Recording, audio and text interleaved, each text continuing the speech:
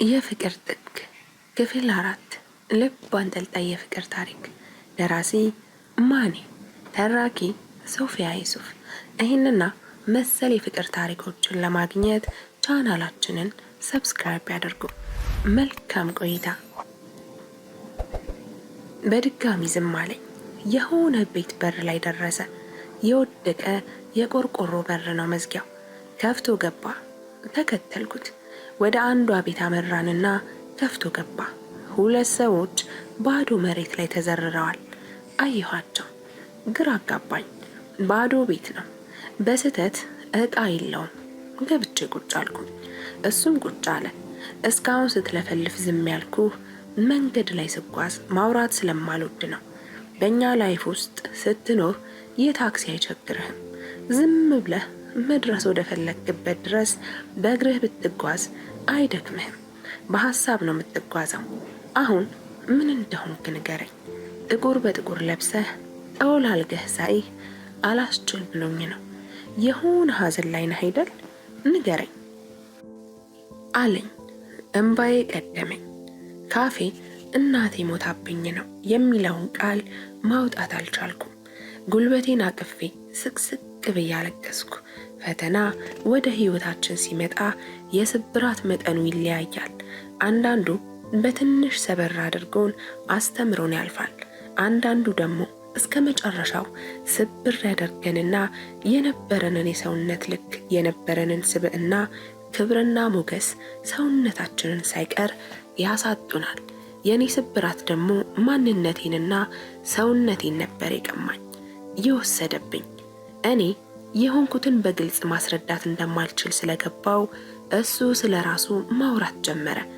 ይገርምሃል፣ በሆነ ጊዜ ላይ እኔም እንዳንተ ሳልናገር እንባ የሚቀድመኝ አይነት ሰው ነበርኩ። ጉዳቴን በአፌ ሳይሆን በእንባዬ ነበር የምገልጸው። አየህ፣ ዛሬ ግን ከዓይኔ እንባ አይፈስም። ምክንያቱም እዚህ ምድር ላይ ወይ ትጠነክራለህ ወይ ትሞታለህ። ካልሆነ ግን ልክ እንደኔ ከቆሙት በታች ከሞቱት በላይ ሆነህ ትኖራለህ። ከዛሬ 10 ዓመት በፊት የሞቀ ትዳር፣ የሞቀ ቤት፣ የሞቀ ፍቅር የሞላበት ሁሉም ሰው የሚቀናበት የቤተሰብ ህይወት ነበረኝ። ሲበዛ ቁም ነገረኛ ስለነበርኩ ቶሎ ነበር ትዳር ያስኩት። አባቴ እኔና ወንድሜን እንደ እናት ሆኖ ነው ያሳደገን።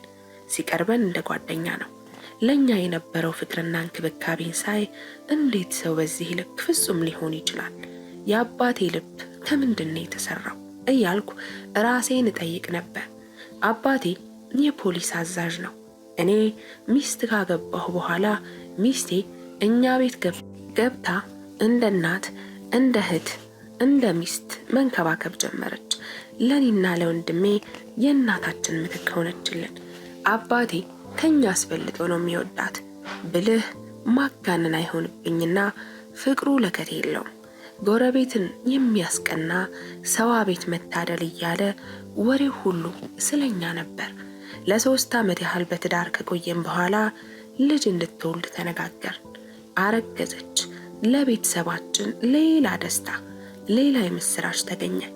ግን ማርገዟን በሰማን በሳምንታቶች ውስጥ አባቴ ስራ ቦታ ላይ ከሰዎች ጋር ተጣልቶ በጣም ስለተናደደ ቤት ሄጄ ከልጆቼ ጋር ሲላረጋጋ ብሎ ወደ ቤት ሲመለስ ሚስቴና ወንድሜ ዓለማቸውን እየቀጩ ከላይ እናታቸው ነው ደረሰባቸው። አባቴ አላመነታም። ሁለቱንም እዛው በጥይት መታቸው። እሱ ራሱን ለሕግ አሳልፎ ሰጠ። አባቴ ገና ሳይፈረድበት ባንዴ 3 ነፍስ ስላጠፋ ጸጽቶት እሱም እስር ቤት ራሱን አጠፋ። ከዛ ሳትልም እኔም ራሴን እንዳላጠፋ ድፍረቱን አጣሁ። በቁም ነገር እንዳልኖር ለማን ብዬ? ስለዚህ ሰዎችን በመወድበት በማፈቅርበት ልክ ሱሴን አፍቅሬ እሱም አፍቅሮኝ እየኖርን ነው እልሃለሁ።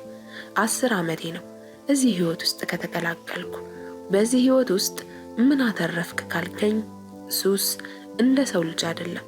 አይከዳህም፣ አይተውህም፣ አያናድድህም። ካለምንም ጭንቅ ዘና ፈታ ብለህ እንድትኖር ያደርግሃል። ብትናደድ እንኳ በአንድ ሲጋራ ትበርዳለህ። ግን ሱስ ሲገልህ እያሳሳቀ ነው። ወዳጅህ መስሎ አንዴ ወደ መቃብር ይሸኝሃል። ስለዚህ ምርጫ ያንተ ነው። ወይ ቀስ በቀስ መሞት ወይም ደግሞ እንደምንም ጠንክረህ ያጣኸውን ሰው ነፍሱን በሰማይ ማስደሰት ነው አለኝ። አይ አላቅም። አሁን ምን እንደማደርግ አላቅም። ከልጅነቴ ጀምሮ ሴቶችን የምጠላበት ምክንያት አሁን ነው የገባኝ። ሁላችንም ህይወት ውስጥ አንድ ለውድቅታችን ምክንያት የሆነች ሴት አለች። አንተም ሚስት ብታገባ ኖሮ የምትወደው ፋሚሊ አይበተንም ነበር። እኔም ፍቅረኛ ባሊዝ የምወዳት እናቴ አትሞትም ነበር። ሲጀመር ወንድ ልጅ ጤነኛ መሆን ከፈለገ ከሴት ልጅ ነው ራሱን ማራቅ ያለበት አልኩት። እስቲ አንተንም ታሪክ ንገረኝ አለ። ነገርኩት። ከመጀመሪያው አሁን እስካለሁበት ተረኩለት። በአትኩሮት ተመለከተኝና እኔ ያንተን ልብ ብታደል ኖሮ ይሄኔ የት በደረስኩ። የእናትህን ገዳይ ለመግደል አቅም አጣሁ ትለኛለህ እንዴ? ደፋር! የት ነው የምትኖረው? ንገረኝ፣ እኔ ገላግልልሃለሁ አለኝ። ልቤ መፍራት ጀመረ። ፋኖስን የምር ሞታ በማየቴ ደስተኛ ስለመሆኔ እርግጠኛ አልነበርኩም። በዛ ሁኔታ ውስጥ ሆኜ እንኳን ከክፋቷ በላይ ያሳለፍናቸው ጥሩ ጊዜያቶች ናቸው በጭንቅላት የሚመጡት። እናቴ በሷ ምክንያት እንደሞተች እያሰብኩ ራሱ አይዞህ አለሁልህ ተጽናና እንድትለኝ ይፈልጋለሁ። ውስጤ ብዙ የማላቃቸው ሰዎች አሉ። አንዱ ጠንከር በል በርታ ይለኛል። አንደኛው ደግሞ ለማንና ለምን ብለህ ነው የምትበረታው? ምን ቀረህ ይለኛል። ሌላኛው ዝም ብለህ ሱስ ውስጥ ግባ፣ በዚህ ሰዓት ከሱ የተሻለ መድኃኒት የለም ይለኛል። ከአንድ ራሴ ጋር መግባባት ባቃተኝ በዛን ሰዓት ላይ ኢዮብ ሱሰኛው ልጅ ማለት ነው የሚለኝን ከመከተል ውጪ ምንም አማራጭ አልታየኝም። ከሱ ጋር አብረን አደርን። ኢየሱስ መጠኑ በጣም ከፍ ከማለቱ የተነሳ በየሰዓቱ ነው የሚያጨሰው ብል እንኳ ማጋነን አይሆንብኝም። ለመጀመሪያ ቀን እሱ ሲያጨስ ተቀብዬ አጨስኩኝ። ጉሮሬ ሻከረብኝ። ሁለተኛ ስደግም ግን ሁሉም ኖርማል ሆነ። ለሁለት ቀን ያህል አብሬው ቆየሁ። ግን እናቴን ሳላያት መቆየት ስላልቻልኩ ወደ ቤት ሄድኩኝ። በሩን አንኳኳሁ። ከመቼው እንደተከፈተ በማላቀው ቅጽበት በሩ ተከፈተ። ልዕልት ነበረች። አይኗ አብጧል። የአይኗ ዙራ ቀለም ቀልቶ ፍን መስሏል። ስታየኝ እንባ ቀደማት። አንተ ግን ምን ሆነህ ነው ከቤት እንደወጣህ የጠፋኸው? አስጨነቀኝ እኮ አለችኝ። ዝም ብያት አልፌያት ገባሁ። ተከተለችኝ። እቴቴ ብትኖር ኖሮ ምን ያህል እንደምታዝንብህ ታውቃለህ አይደል? ከቤት እንደወጣህ ጠፍተህ መቅረትህ ምን ይባላል? ደሞስ ልብሱ ላይ እንዲህ እስኪሆን መቆየትህ ልክ ነው አለችኝ። ድምጿን መስማትም ሆነ አይኗን ማየት ስላልፈለግኩ ዝም እንድትል ነገርኳት። የእናቴን ፎቶ ስመለከት አቃተኝ። መልሶ ልቤ ስፍስፍ አለ። ለትንሽ ደቂቃ ቁጭ ብዬ ላውራት ፈልጌ ከፎቶዋ ፊት ለፊት ብርክክ ካልኩኝ። እንዴት ይቅርታ እንደምጠይቃት ግራ ገባኝ። እናቴ ብታየኝ እንዴት እንደምታፍርብኝ አሰብኩና ከፊቷ ተነሳሁ። ቤቱን እንዳለ እያገለባበጥኩኝ ፎቶዎቿን ሰበሰብኩና በቀኝም በግራም ኪሴ ከተትኩኝ። ቤቱ እላይ ላይ የሚደፋብኝ ያህል ጨነቀኝ። ልዕልት ከስር ከስር እየተከተለችኝ በእንባዋ ታወራኛለች። ቅንጣት ታክል ልብ ያላዘነላትም። ይልቁንም እሷን ሳያት ፋኖስን ታስታውሰኛለች። የፈለግኩትን ይዤ ከቤት ወጣሁ። ልዕልት እስከ በር እየሮጠች ተከተለችኝ። በቴቴ ይዤሃለሁ፣ ቢያንስ ስልክህን ያዘውና ሂድ፣ ስትደውልልኝ አነሳልሃለሁ፣ ስደውልልህ አንሳልኝ አለችኝ። እጇን ዘርግታ ስልኬን እያቀበለችኝ መንትፊያት ከአካባቢው ተሰወርኩኝ። ግን ችግሩ መጀመሪያ ከኢዮብ ጋር የተገናኘንበት ቦታ ጠፋብኝ። ወዴት እንደሄድኩ ማስታወስ አልቻልኩም። ሰፈሩን ራሱ ሲጠራው ካላስታወስኩ በእግሬ ዝም ብዬ ባዝኜ ማታ ሲደክመኝ እንደ አዲስ ከሰፈር ተመለስኩና አንድ ባንድ እያስታወስኩ ሄድኩ። አገኘሁት። ኢዮብ የት ጠፋህ ሸበላው አለኝ የያዘውን ሲጋራ እየሳበ። ቃላት ሳላወጣ የያዘውን ተቀበልኩና አጭሼ ጣልኩት። የሲጋራ ሱስ ውስጥ ለመውደቅ አይደለም 2 ቀን 2 ሰዓት በቂ ነው። ህመምን ድንዝዝ ያደርግና እኛንም አደንዝዞ ይገለናል። ብቻ ከኢዮብ ጋር የባጤ ቆጡን እየለፈለፍን ጓደኛሞች ሆን። እሱም ያደርገውን አንድ ባንድ ማድረግ ጀመርኩ። ፓኮ ሲጋራ በኪሳችን ይዘን መዞሩን ተያያዝ ነው። ልዕልት ከቤት ከወጣሁበት ሰዓት አንስቶ የመልእክት ማዕት ትልካለች። አንዱንም ከፍቻ አላየሁትም።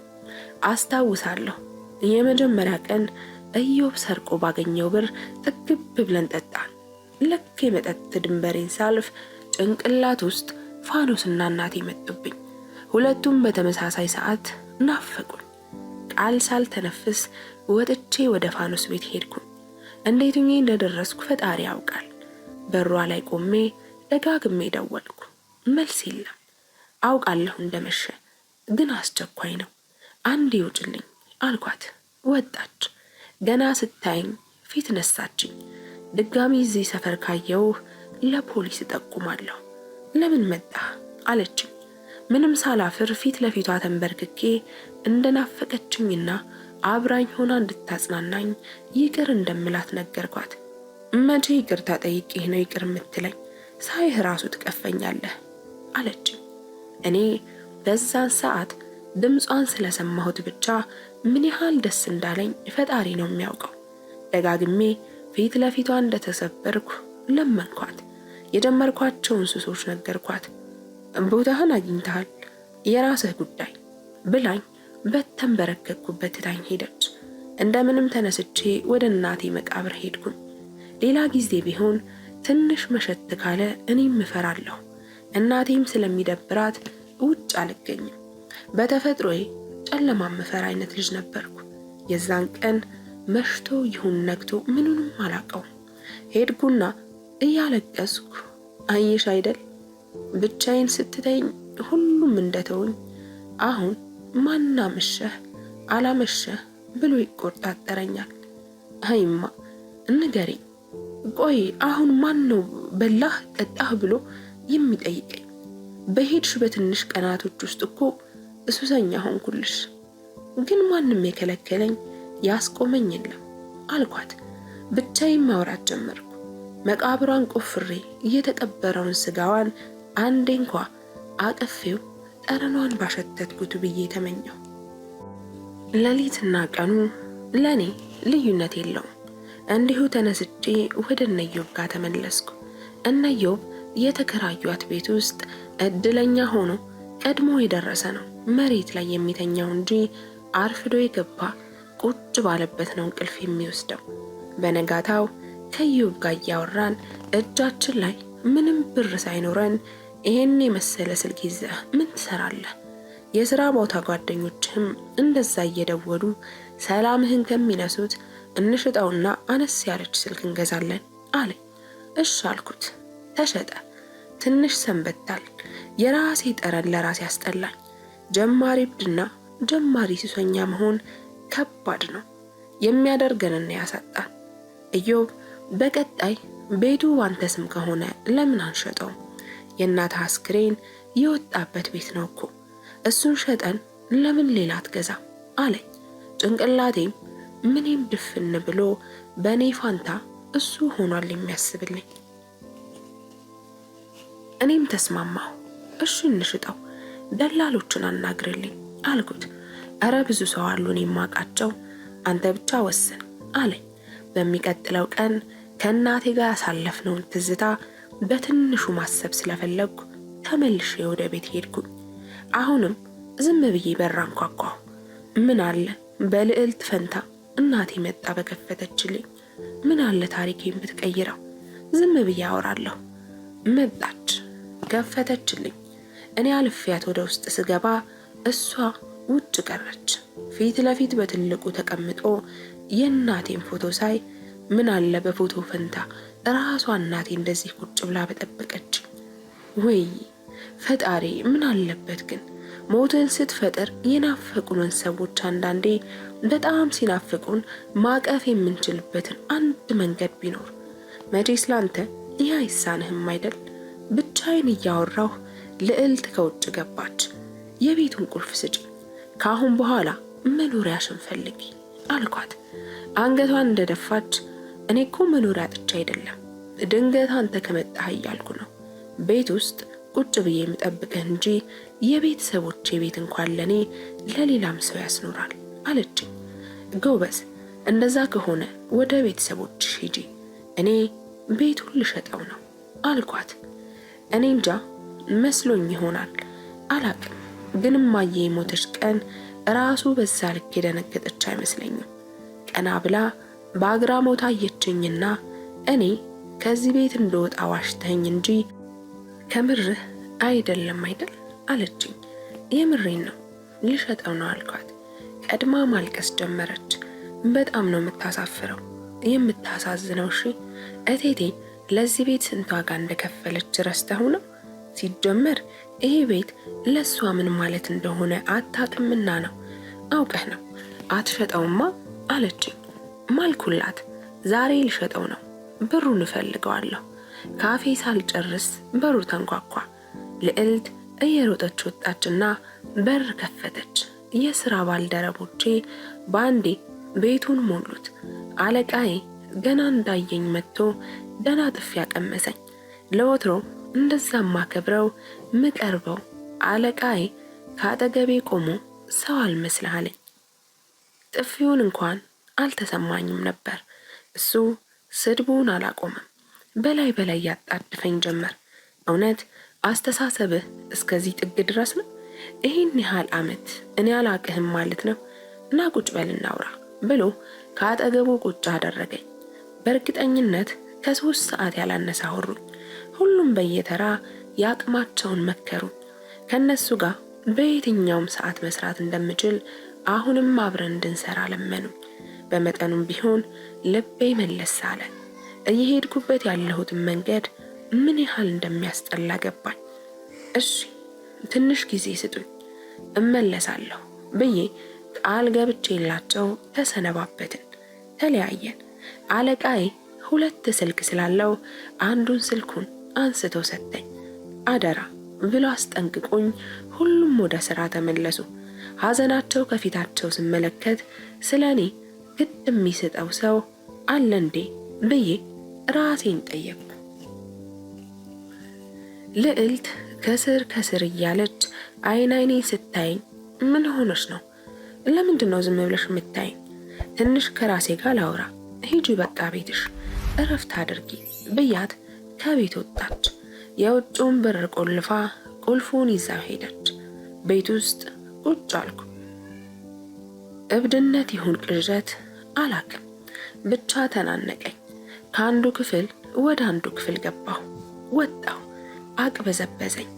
በሰዓቱ ጭንቅላቴ ለመፈንዳት ትንሽ ነበር የቀረው። ሻወር ገባሁ። ልብሴን ቀየርኩና ለመተኛት ሞከርኩ። ከሁሉም ቦታ እናቴ ትታየኛለች። ብርድ ልብስ ውስጥ ጥቅልል ስል ሳቋ ይሰማኛል። ከዛ በላይ ቤት ውስጥ መቆየት ስላልቻልኩ ግቢ ውስጥ ወጥቼ ዝም ብዬ ቁጭ አልኩ። እዛም ያው ነው። ከእናቴ ጋር ግቢ ውስጥ የምናደርገው ነገር አንድ ባንድ ፊቴ ላይ መጣብኝ። የሰው ልጅ እንዴት ከራሱ ማምለጥ እንደሚችል አላውቅም። ቁጭ ባልኩበት ልዕልት በሩን ከፍታ ገባች። እዛው ግቢ ውስጥ መቀመጤን ተመልክታ አጠገቤ መጣ። እሷም ቁጭ አለች። ዝም ብላ አይኔን ስታየኝ ምቾቴ ነሳችኝ። ማውራት ከፈለክ አውራኝ፣ የሆነ ነገር ስትነግረኝ ልክ ተመልሶ እንደማይታፈስ እንደፈሰሰ ውሃ ቁጠረኝ። ለኔ ያወራኸውን መቼም ደግመህ ሌላ ቦታ ትሰማው፣ ነፃ ሆነህ አውራኝ አለችኝ። ማውራትም አለማውራትም ነው የፈለኩት፣ ግን ውስጤ የታፈነውን ነገር በምን እንደማወጣው ግራ ስለገባኝ ዝም ብዬ መለፍለፍ ጀመርኩ። እኔ እናቴን ተደግፌ ነው የኖርኩት። 2 እግሬ፣ 2 እጄ፣ 2 አይኖቼ እሷ ነበረች። ለሰዎች ጠንካራ መስዬ እታያለሁ እንጂ እኔ ጠንካራ አይደለሁም። ጥንካሬ እሷ ነበረች። ታውቂያለሽ፣ የምቀርበው ጎረቤት፣ የልብ የምለው ጓደኛ፣ ዘመዴ፣ እናት አባት አንድም የለኝም። እናቴን ሳጣ ራሴን ነው ያጣሁት። ራሴን ማጠንከር አልቻልኩም። ሌላው ቀርቶ በህይወቴ ፍቅር ቢይዘኝ እሷም ያደረገችኝን ታውቂያለሽ አይደል? ቢያንስ እሷ እንኳ ከጎኔ ሆነ አይዞህ አለሁልህ ብትለኝ እኮ እጠነክር ነበር። አሁን ግን ተሰብሬያለሁ አልኳት። እኔ እኮ ሁሉም ነገር መሆን እችላለሁ፣ ለምን እኔን አትደገፈኝም? እኔ እኮ መቼም ትቼህ አልሄድም፣ አልከዳህም አለችኝ። ልዕልት ስታወራ የሆነ ውስጥን ልውስ የሚያደርግ ነገር አላት። ቃላቶቿ ልዝብ ያሉ ናቸው። እርጋታዋ በጣም ከመብዛቱ የተነሳ እያስመሰለች ይመስለኛል። እኔ ምልህ ግን አሁን ሱሰኛ የሆንከው ከልብህ ነው ወይስ በስሜት ተገፋፍተህ ነው አለች። ዝም ብዬ ቆየሁና እኔ ሱሰኛ አይደለሁም፣ በሰዓቱ እጄ ላይ ያለውን አማራጭ ተጠቀምኩ እንጂ ሱሰኛ አልባልም። አንዳንዴ ዝም ብለሽ በስሜት ተገፋፍተሽ የምታደርጊውና ከልብሽ የምትገቢበት ነገር ይለያያል አልኳት። እሺ በቃ ተነስና ምግብ እንብላ፣ ሰርቼ አስቀምጬልህ ነበር፣ አልበላኸውም። ተነስተን ገባን። ቁጭ አልኩኝ። አቀረበች፣ ቀመስኩ። እናቴ ከስራ ስገባ የምታቀርብልኝ ምግብ ነው። ሙሉ ቃናው አንዴ ጎርሼ መድገም አቃተኝ። እናቴ ከምትሰራው ምግብ ጋር እኮ አንድ ነው አልኳት። እኔ አይደለሁ እንዴ የሰራሁት? ማስቀምጥልህ እቴቴ እኮ ላንተ አልነገረችህም እንጂ ከታመመች ቆየች አለችኝ። ማለት ቀላል በሽታ አይደል እንዲያመማት? እስከ ሞት የሚያደርስ በሽታ። ቆይ ምን ተፈጠረ? እኔም ማላቀው ነገር አለ እንዴ አልኳት። አዎ ማለቴ ከዛሬ ጀምሮ ቤቱን ስለመሸጥ እንዳታስብ።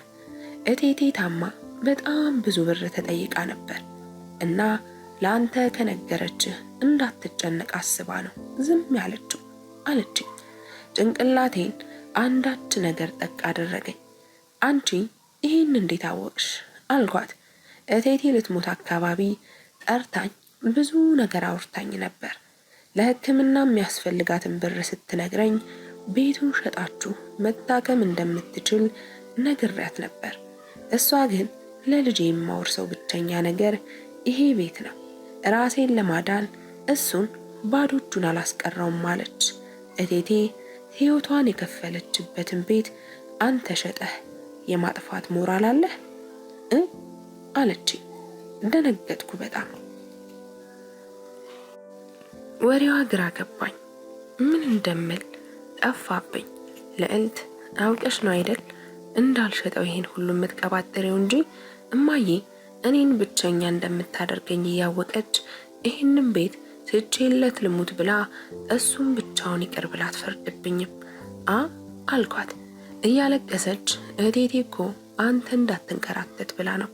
ምናልባት ቤቱን ሸጬ ልጄን ባዶ እጁን አስቀረቼ እኔስ ባልተርፍ ከሁለት አንድ ያጣ ይሆናል ብላ አስባ ነው እንጂ ባንተ ጨክን አይደለም አለችኝ። ልቤ ታፈነ። ቤቱ አስጠላኝ፣ ከበደኝ። ተነስቼ ወደ ውጭ ወጣሁ። ተከተለችኝ። በእናትሽ ሰላሜን አትንሽኝ፣ ስርስሬን አትበይ አልኳት። በእናትህ እቴቴ እኮ አደራ ብላኛለች አለችኝ። ሲጀመር አስመሳይ ነሽ። ባይሆን ኖሮ እማዬ እንደነገረችሽ ለእኔ ትነግሪ ነበር። እቴቴ ታማለችና እናድናት ትኝ ነበር። ሴቶች ስትባሉ ስራችሁ ተግባራችሁ የእባብ ነው፣ ዓይንሽን እንዳላየው ብያት ትቼ ከቤት ወጣሁ። ያው ወደ ለመድኩት ኢዮብ ጋር ሄድኩ። ገና ሲያየኝ ምን ነው ቤቱን የሚገዛ አምጣልኝ ብለኸኝ በዛው ጠፋህ አለኝ። ኢዮብ ልቤ ላይ የማላውቀው ህመም እየተሰማኝ ነው። አንድ ነገር እንዳደርግ አግዘኝ፣ ካልሆነ መሞቴ ነው አልኩት። አንድ ባኮ ሲጋራ አጭስ፣ ሄድና አረቂ ጠጣ፣ ድንዝዝ ያደርግሃል፣ ዓለምን እርስት ታደርግበታለህ አለኝ። ያለኝን አደረግኩ። በጠጣበት ስላልነበረኝ አለቃዬ የሰጠኝን ስልክ ይዤ ነው የጠጣሁት። እናቴ ይህንን ቤት ላለመሸጥ እንደሞተች ከሰማሁ በኋላ እሱን ባስታወስኩ ቁጥር ውስጤ ቅጥል ስለሚል በየደቂቃው ነው ማጨሰው። ግን አጭሼም አይበርድልኝም።